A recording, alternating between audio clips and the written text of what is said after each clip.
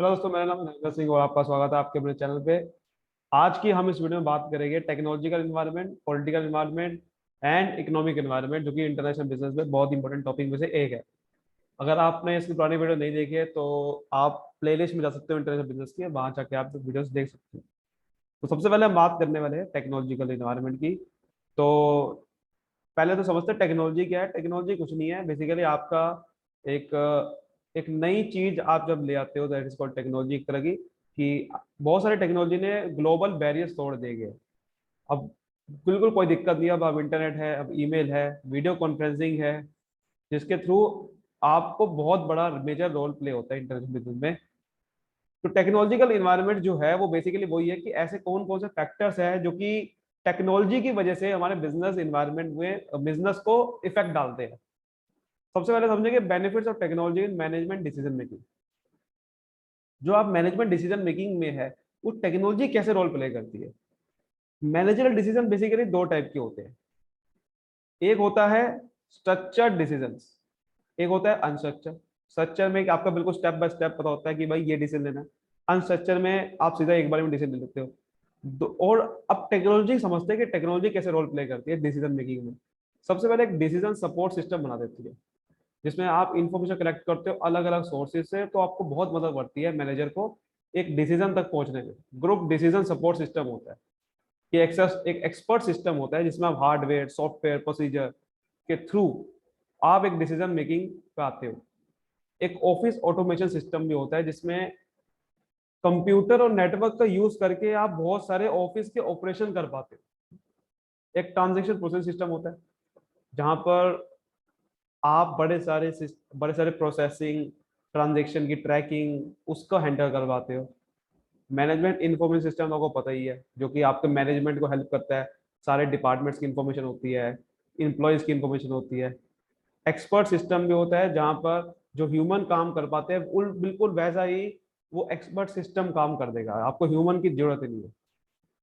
तो communication tool क्या क्या होते हैं इंटरनेशनल बिजनेस में, ये वाले होते हैं बेसिकली। अब आप वीडियो कॉन्फ्रेंसिंग कर सकते हो। अब आपको यहाँ बैठे बैठे मुझे अगर हेडक्वार्टर बात करती है अपने यूएसए की एम्प्लॉय से, मैं बात कर सकता हूँ। ईमेल से बात करनी है, मैं बात कर सकता हूँ। अच्छे से इंटरनेट चलाना है, चला सकता हूँ लैपटॉप सेलफोन के थ्रू। ये बहुत मदद करता है इंटरनेशनल बिजनेस करने में। अब हम समझते हैं effect of technology on strategy and competition. Technology का इफेक्ट क्या आ रहा है भाई। अब बैरियर क्रिएट हो रहे हैं। पहले तो हम बात कर रहे थे बैरियर तोड़ रहे हैं, बट अब बैरियर कंपटीशन बढ़ रहा है ना, तो उसकी वजह से बैरियर अब क्रिएट हो गया है। पहले कंपटीशन नहीं था, बट अब डोमेस्टिक कंपनी को डर लगेगा कि एमएनसी बनाए ना बनाए, मैं बाहर जाऊं ना जाऊं, क्योंकि कंपटीशन इतना ज्यादा है कि वो डर के मारे जा ही नहीं पाता आदमी। और नया प्रोडक्ट आई आ रहे हैं, पुराने प्रोडक्ट ऑब्सोलेट हो रहे हैं, तो गड़बड़ होगी ना। फिर आप टिक कैसे पाओगे मार्केट के अंदर। तो इसीलिए ये भी बहुत जरूरी है। अगला है हमारा चेंजिंग सप्लायर्स। सप्लायर्स के साथ अब चेंजिंग हमारे रिलेशनशिप हो जा रहे हैं। पहले क्या होता था, हमें बहुत दिक्कत आती थी, हमें मैन्युअली रिकॉर्ड करना पड़ता था। लेकिन अब तो ई प्रोक्यूरमेंट हो रही है, ई सप्लाई चेन मैनेजमेंट सिस्टम है, ग्लोबल इंटीग्रेशन है, जिससे आप क्वालिटी चेक कर सकते हो, एफिशिएंसी चेक कर सकते हो। तो आप बहुत सारी चीजें प्रोडक्शन में कम टाइम में कर पाओगे। तो सप्लायर के साथ हमारा रिलेशनशिप ऑनलाइन हो चुका है आजकल। Changing the basis of competition. अब कंपटीशन का बेसिस हो गया है टेक्नोलॉजी, जो जितनी जल्दी अडॉप्ट कर रहा है वो बेसिस बन गया। Technology has formed as a main basis for competition. कि जो अपने टेक्नोलॉजी को यूज करके, सुपीरियर टेक्नोलॉजी को यूज करके अपने प्रोडक्ट की क्वालिटी को इंप्रूव कर पा रहा है, वो सबसे कंपटीशन को बीट कर पाएगा, वरना सारे लोग कंपटीशन को बीट नहीं कर पाएंगे। ठीक है, समझ में आ गई अच्छे से बात। चलिए आगे बढ़ते हैं। अब हम बात करते हैं डिफ्यूजन ऑफ टेक्नोलॉजी। टेक्नोलॉजी की वजह से डिफ्यूजन क्या है। डिफ्यूजन का मतलब कि स्प्रेडिंग करना, फैल जाना, कि टेक्नोलॉजी की वजह से क्या फैल गया है। इंटरनेशनल बिजनेस के अंदर सबसे बड़ा फैला गया है, जॉइंट वेंचर खुल गया है। जॉइंट वेंचर खुल गया है कि अब दो कंपनी मिल के आती है, इसलिए ताकि वो टेक्नोलॉजी को एक्सचेंज कर पाए, ह्यूमन रिसोर्स को एक्सचेंज कर पाए। लाइसेंसिंग आ चुका है भाई, पहले नहीं था। अब डोमेस्टिक मार्केट में अगर आपको कोई प्रोड्यूस करना है तो आप लाइसेंस ले लो एमएनसी से, और आप प्रोड्यूस करते रहो, दिक्कत क्या है। तो ये चीज बदल चुकी है। ठीक है, लाइसेंसिंग हो गया। अब जैसे कोका कोला है, उसने इंडिया में प्रोड्यूस हो रहा है कोका कोला, कैसे हो रहा है, लाइसेंस की वजह से। उन्होंने लाइसेंस लिया था कोका कोला कंपनी ने। तो ये पहले नहीं था, टेक्नोलॉजी की वजह से हुआ। Technological transfer. अब टेक्नोलॉजी लोग ट्रांसफर कर रहे हैं एक कंट्री से दूसरे कंट्री में कोलैबोरेशन के थ्रू। जैसे जर्मन कोलैबोरेशन होता है, जापानीज कोलैबोरेशन है, मारुति सुजुकी ने कोलैबोरेशन किया था कि मारुति उद्योग of India and Suzuki Motors of Japan, उनके साथ मिल के कोलैबोरेशन करके मारुति सुजुकी बनाया। टेक्नोलॉजी का साइकिल में समझ लेते हैं कि सबसे पहले आपको नीड समझनी पड़ती है। अगर आपको कोई टेक्नोलॉजी डेवलप करनी है, जैसे कि अब आपको पता होगा जैसे कि ये मोबाइल फोन कैसे आया, इंटरनेट कैसे आया, तो आपको समझ में आएगा कोई ना कोई प्रॉब्लम थी, तो नीड को समझना पड़ेगा क्या प्रॉब्लम है दुनिया में, फिर उसके हिसाब से एक सॉल्यूशन डेवलप करना पड़ेगा, डिजाइनिंग और टेक्नोलॉजी, फिर डेवलपमेंट करनी पड़ेगी, उसको क्रिएट करना पड़ेगा, देन इम्प्लीमेंट, देन मेंटेनेंस भी करना पड़ेगा, तब जाके आप टिक पाओगे, अब टेक्नोलॉजी को डेवलप कर सकते हो। ठीक है, तो चलिए आगे बढ़ते हैं, फिर आगे बढ़ते हैं फटाफट से। अगला हमारा बहुत बढ़िया टॉपिक है पॉलिटिकल इन्वायरमेंट। ये भी बहुत अच्छा खासा टॉपिक है कि भाई अब पॉलिटिकल इन्वायरमेंट कैसे आपको इफेक्ट डालता है इंडस्ट्रियल बिजनेस करने में। देखो ये पॉलिटिकल इन्वायरमेंट बहुत इफेक्ट डालता है। जैसे गवर्नमेंट कंट्रोल जो होते हैं, रेस्ट्रिक्शन होती है, तो कंपनी की एक्टिविटी को या तो इंकरेज करती है या डिस्करेज करती है। तो इंटरनेशनल लॉ कहता है कि rights of nation to grant or withhold permission to do business with its political boundary and control of citizen when it's come to conducting business। कि सारे के सारा जो राइट है बिजनेस करने का, ये ग्रांट करने का, ये नहीं करने का, परमिशन करने का, तो सारा का सारा पॉलिटिकल बाउंड्रीज के बीच में सारा है। अगर पॉलिटिकल बाउंड्री अच्छी खासी है कंट्री के अंदर, पॉलिटिकल पार्टी स्टेबल है, ठीक है, तो वो फिर आप बिजनेस कर पाओगे अच्छे से उस कंट्री के अंदर, वरना आप नहीं कर पाओगे। तो पहला वही है सोवरेनिटी, सोवरेनिटी ऑफ नेशंस, कि इंटरनेशनल लॉ कहता है कि सोवरेन स्टेट है अगर इंडिपेंडेंट होती है वो and free from external control, enjoys full legal equality, governs its own territory, selects in all political, social, economic, has the power to enter into agreement with other nation। जैसे हमारी country ऐसी ही है, sovereignty है हमारी country में कि आप खुल के काम कर सकते हो, इंडिपेंडेंट होकर काम कर सकते हो, ठीक है, और दूसरी कंट्री से टाइप कर सकते हो। तो यहाँ पर इंटरनेशनल जो भी कंपनीज है वो टिक पाती है। ठीक है, इसलिए हमारी कंट्री के अंदर देखो सारी बहुत सारी कंपनी टिकी हुई है। अगर ऐसा नहीं होता तो बहुत सारी कंपनी वहां जाती भी नहीं है, जहां पर यह फ्रीडम नहीं है अपने आप को एक्सप्रेस करने की, जहां पर कंपनी को इजाजत दी जाती है, जहां पर फ्रेंडली, देखो ये लिखा हुआ है फ्रेंडलीनेस नहीं है, फ्रेंडलीनेस होनी चाहिए भाई, स्टेबिलिटी होनी चाहिए गवर्नमेंट की, तब वो काम कर पाएंगे।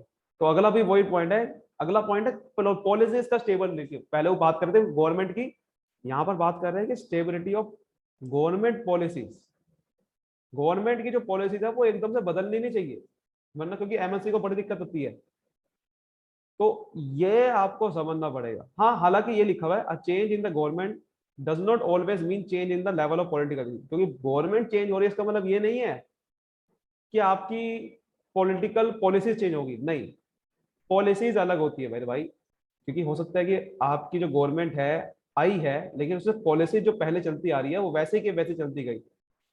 जैसे कि इटली में क्या हुआ था, पॉलिटिकल पार्टी 50 बार बदली गई since the end of world war second, but business continues to go, क्योंकि पॉलिटिकल पॉलिसीज वैसी की वैसी ही बनी रही। लेकिन जहां पर जैसे हमारे यहाँ पर अगर पार्टी बदल जाएगी तो क्या होगा आपको भी पता है, एकदम से सारे के सारे पॉलिसीज बदल जाएगी और जितनी भी कंपनीज है उनको बहुत बड़ा झटका लगेगा। So that means political parties की जो पॉलिसीज है वो स्टेबल होनी चाहिए। पॉलिटिकल पार्टीज की आइडियोलॉजी बहुत इंपॉर्टेंट है, फिलोसफी क्या है उसकी, उसका क्या विजन है, उसका क्या एटीट्यूड है हमारी कंट्री के अंदर, कि हमारी कंट्री को आगे बढ़ाना है, तो उनको पता होना चाहिए कि भाई कंट्री में इन्वेस्टमेंट चाहिए। तो ये बहुत इंपॉर्टेंट है कि उनका क्या इंटरेस्ट है, अलग अलग दूसरी पार्टी को कैसे सोचते हैं वो। तो उस तरीके से अगर हम देखें तो हमारे लिए बहुत इंपॉर्टेंट है। Types of political system, political system हमारे दो तरीके के होते हैं, डेमोक्रेसी एंड डिक्टेटरशिप। डेमोक्रेसी मतलब जहां पर आपकी फ्रीडम होती है पूरी, आप कुछ भी कर सकते हो, अपने राइट उठा सकते हो, अपने इलेक्शन लड़ सकते हो, और आपकी जो सरकार है वो जनता के द्वारा चुनी जाती है। इंडिया हमारी डेमोक्रेसी डेमोक्रेटिक कंट्री है। लेकिन डिक्टेटरशिप भी होती है, जैसे कि आप जहाँ पर राजा महाराजा का राज चलता है, जहाँ पर एक लीडर के पास पावर होती है, वो की कोई जनता नहीं चुनता और उसकी सारी पॉलिसी फॉलो करी जाती है। जैसे सऊदी अरेबिया में यही होता है। सऊदी अरेबिया में डिक्टेटरशिप चलती है अभी भी। इतना कंट्री आजकल पूरी सारी हर जगह पे डेवलपमेंट हो गई, वहां डेवलपमेंट आज तक नहीं हुई। अब बात करते हैं political risk of global business. Global business में क्या रिस्क है आखिर का पॉलिटिकल का? देखो, सबसे बड़ा रिस्क होता है एक तो कॉन्फिस्केशन। मतलब रिस्क ऐसा है कि कंपनी के एसेट सीज ना कर ली जाए विदाउट पेमेंट। पेमेंट उनको ना मिले और कंपनी के एसेट अगर सीज कर ली गए तो कंपनी मारी जाएगी।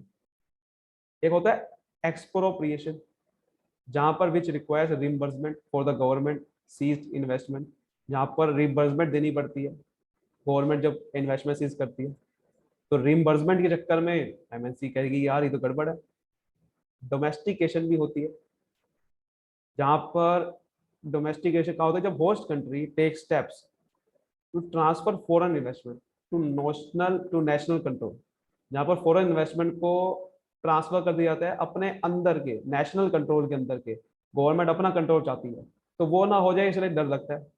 असेसिंग पॉलिटिकल वल्नरेबिलिटी, जहां पर आपको बहुत ये डर रहता है कि हमारा जो गवर्नमेंट है कोई एक सम प्रोडक्ट पे फोकस करती है, तो इसकी वजह से कोई नेगेटिव इम्पैक्ट आ जाए। जैसे कि गवर्नमेंट कह रही है कि भाई हम हमारी कंट्री में ये वाले गुड्स प्रोड्यूस नहीं होंगे, तो गड़बड़ आप गए अगर आप वही गुड्स प्रोड्यूस कर रहे थे, है ना।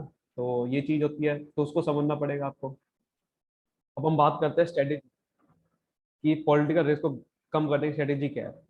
आप ज्वाइंट वेंचर कर लो, दो कंपनी है ए और बी, आपस में मिल जाएगी तो इससे काफी हेल्प होगी। जैसे कि ए कह रहा है कि भाई मुझे पता नहीं कैसे बिजनेस करूं इंडिया के अंदर, तो बी कह रहा है आजा मेरे साथ मिल ले, तो दिक्कत क्या, फिर दिक्कत नहीं आएगी उनको। अपने इन्वेस्टिंग का बेस बढ़ा दो कि अगर एक कंट्री पे खतरा हुआ तो दूसरी कंट्री पे आदमी जा सकता है। तो एक्सपेक्ट अपना इन्वेस्टमेंट का पहले बेस बढ़ाओ, अपना हर जगह पे इन्वेस्टमेंट करो। मार्केटिंग डिस्ट्रीब्यूशन का बड़े लेवल पे करो, ठीक है, जिससे आपकी कंट्री में ज्यादा ज्यादा सेल हो, ज्यादा ज्यादा बढ़े। और जगह जगह पे डिस्ट्रीब्यूशन हो, सिर्फ एक जगह फोकस ना करो। लाइसेंसिंग लो। लाइसेंसिंग लेके क्या होगा कि आप अपने ब्रांड पे नहीं किसी का लाइसेंस लेके बेच रहे हो, तो आपको रिस्क कम रहेगा, बिजनेस बंद ना हो जाए। तो बात करते हैं हमारी इकोनॉमिक इन्वायरमेंट। ये भी बहुत अच्छा खासा इन्वायरमेंट है, इसको बहुत जल्दी जरूरी है स्टडी करना। तो एक इंटरनेशनल अगर मार्केटर है तो उसको तो स्टडी करना पड़ेगा थ्रू चार्ट्स। बहुत ज्यादा आजकल इंफॉर्मेशन है। Each country has national accounts, आप उनके अकाउंट दे सकते हो जिसमें आप एस्टिमेट लगा सकते हो ग्रोस नेशनल प्रोडक्ट क्या है कंट्री की, ग्रोस डोमेस्टिक प्रोडक्ट क्या है कि भाई जीडीपी कितनी है, कंजप्शन कितना करती है वो, इन्वेस्टमेंट क्या है, गवर्नमेंट का एक्सपेंडिचर कितना है। हो सकता है कि आप देखो कि यार गवर्नमेंट का एक्सपेंडिचर बहुत ज्यादा है, तो आपको समझ में आ जाएगा कि भाई इस कंट्री में इन्फ्लेशन होगा तो प्राइस उसके हिसाब से। तो ऐसे समझना बहुत जरूरी है कि अपने इकोनॉमिक एनवायरमेंट समझो। इसमें आती है इकोनॉमिक पॉलिसीज भी आती है हमारी। आपने देखा होगा इकोनॉमिक पॉलिसीज होती है, जैसे कि मॉनेटरी पॉलिसी होती है, फिस्कल पॉलिसीज होती है, जो कि महंगाई को कंट्रोल करने के लिए मॉनेटरी पॉलिसी बनाई गई है। फिस्कल पॉलिसी हमारे एक्सपेंडिचर क्या क्या करने कंट्री के अंदर, लोन कहाँ से लेना है, तो वो पॉलिसीज को भी समझना जरूरी है, जिससे पूरी कंट्री चलती है। तो आप अगर वो नहीं समझोगे तो बिजनेस कैसे कर पाओगे। तो यही वो कह रहे हैं, इकोनॉमिक एनवायरमेंट सब कुछ आता है वही चीज। तो अब बात करते हैं हमारा जो इकोनॉमिक एनवायरनमेंट में है कि हमारा इंटरनेशनल जो मार्केटिंग और इकोनॉमिक एनवायरनमेंट का क्या रिलेशन है। देखो, बहुत बड़ा रिलेशन है। जहां पर इकोनॉमिक डेवलपमेंट हो रही है उसके हिसाब से आपको मार्केटिंग प्रोसेस अपना बदलना पड़ता है। तो marketing process focusing on organisation resources और environmental opportunities is a process of useful universal relevance. तो आपका मार्केटिंग का रोल यही है कि आप पहले पीपल के नीड को समझो, उनकी वांट को समझ के आपको मार्केटिंग करनी पड़ती है कि लो इनकम कंट्री के हिसाब से अलग करो, हाई इनकम के हिसाब से अलग करो। कि जो डेवलपिंग कंट्री है वहां पर मार्केटिंग स्ट्रेटेजी आपको अलग करनी पड़ती है, उसकी डेवलपमेंट क्योंकि बहुत ज्यादा है, जहां पर डेवलपमेंट लो है तो उसके हिसाब से कम करो। तो ये चीज है। अब हम इसके फैक्टर को समझते हैं। तो सबसे पहला फैक्टर होता है हमारा इकोनॉमिक सिस्टम, जो कि सबसे इंपॉर्टेंट फैक्टर है, ये आपने पढ़ा भी होगा। हमारी कंट्री के अंदर तीन इकोनॉमिक सिस्टम होते हैं। कंट्री के अंदर नहीं, हमारे तीन तरह के इकोनॉमिक सिस्टम होते हैं, capitalism, socialism and mixed. Capitalism focus करता है हमारा प्राइवेट सेक्टर को, यानी कि अगर कोई ऐसी इकोनॉमी है जो खाली प्राइवेट सेक्टर फॉलो करती है, तो इससे खुशी की बात एमएनसी के लिए कुछ नहीं है, क्योंकि एमएनसी प्राइवेट में है, प्राइवेट सेक्टर ही है, उसमें आती है। तो इससे खुशी की वाली बात कोई नहीं है उसके लिए। सोशलिज्म पूरा गवर्नमेंट का कंट्रोल होता है वहां, प्राइवेट को तो जगह ही नहीं दी जाती।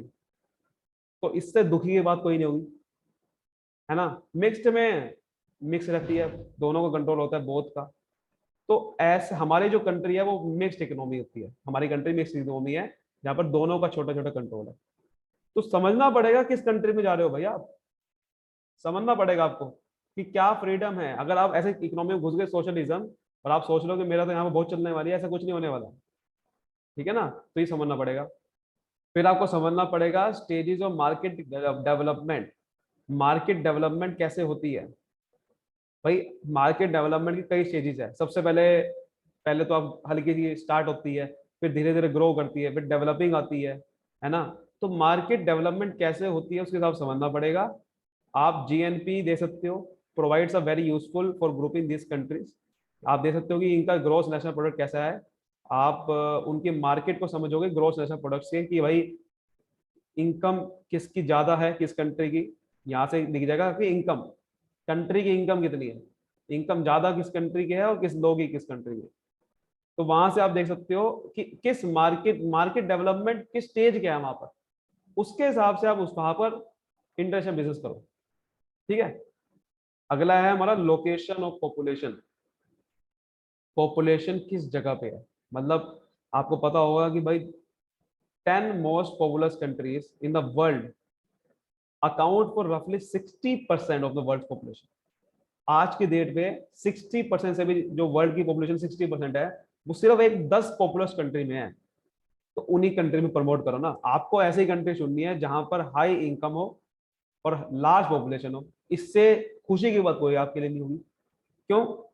क्योंकि भाई जिस कंट्री में हाई इनकम है, तो वहां पर प्रोडक्ट की डिमांड बहुत ज्यादा है, क्योंकि लोगों के पास पैसा है, तो खरीदने की पावर ज्यादा है, लोग खरीद सकते हैं आपका प्रोडक्ट। और लार्ज पॉपुलेशन में आप उसको बहुत बड़े लेवल पे स्केल कर पाओगे, काफी बड़े लेवल, ज्यादा लोगों को बेच सकते हो। तो ये बहुत इंपॉर्टेंट फैक्टर है। अगला है हमारा बजट, कि भाई ये भी देखना पड़ेगा हर एक कंट्री का बजट क्या है। बजट की वजह से आपको समझ में आएगा। यहाँ पर बजट किसकी बात करें, गवर्नमेंट की बजट की बात करिए। Sir, in respect of government have to achieve certain standard of accountability and audit. तो उसके हिसाब से it taken for granted here that these standards are being met, and this enables us to concentrate on the method of presentation of accounting data by the government, which gives the best idea of structure and size in relation to the rest of economy. Basically ये कहना चाह रहा है, यहाँ पर जो budget की बात करी जा रही है, यहाँ पर बजट की बात पैसे की नहीं की जा रही है। यहाँ पर की जा रही है जो आपके अकाउंटेबिलिटी है, वो कैसे सेट करते हो, आप कैसे लोगों को काम को चेक करते हो, उनकी कंट्री के, वो उसकी बात करी जा रही है। ठीक है, यहाँ पर क्या बात है, अकाउंटेबिलिटी एंड ऑडिट स्टैंडर्ड्स, इसकी बात करी जा रही है। अकाउंटेबिलिटी एंड ऑडिट स्टैंडर्ड की बात करी जा रही है कि भाई हर एक सेंट्रल गवर्नमेंट के फाइनेंसेस होते हैं, तो हर साल बजट बनता है, ये बात ठीक है। लेकिन गवर्नमेंट क्या करती है, उनको अचीव करने के लिए एक standards of accountability and audit set करती है, जिसकी वजह से तभी गवर्नमेंट अचीव कर पाती है उस बजट को। तो इसीलिए गवर्नमेंट को आपको फुल इंफॉर्मेशन देनी पड़ती है हमेशा, कि जो जो आप काम कर रहे हो आपको पूरी इंफॉर्मेशन देनी पड़ती है गवर्नमेंट को। तो इसलिए responsive on the responsibility of each administrative unit, जितनी भी गवर्नमेंट ने एडमिनिस्ट्रेटिव यूनिट बना रखी है, उनको रिस्पॉन्सिबिलिटी दी गई है कि भाई देखो, आप इनकी इंफॉर्मेशन लो, आप इनकी लो, आप इनकी लो। आपके ऊपर रिस्पॉन्सिबिलिटी है कि इसके काम को चेक करना, आपके ऊपर रिस्पॉन्सिबिलिटी है इसके काम को चेक करना। तो यहाँ पर इंटरनेशनल बिजनेस में क्या रोल प्ले करता है, ये रोल प्ले करता है कि आपका काम चेक होगा भाई।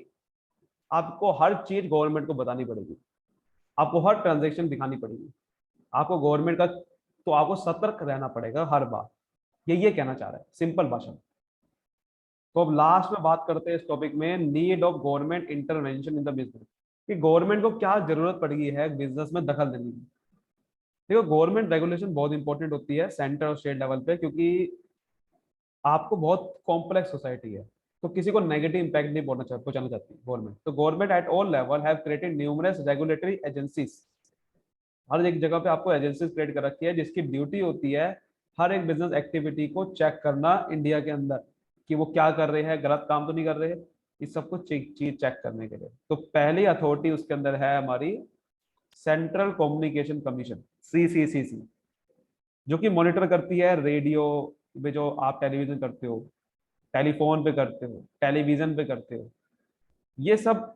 उसके बाद पावर है कि एक स्टैंडर्ड बनाना कि टेलीविजन में कैसी लैंग्वेज होनी चाहिए, ये गलत चीजें तो नहीं दिखा रहे हैं ना, ये सब चीजें देखनी चाहिए।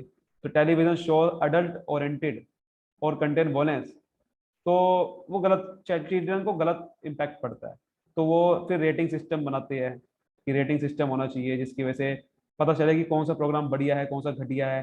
तो ये सब चीजों की वजह से ये CCC कमीशन के पास पावर होती है किसको ब्रॉडकास्ट करना है, किसको नहीं करना, किसको चलाना है टेलीविजन में, किसको नहीं चलाना। ये बहुत इंपॉर्टेंट है।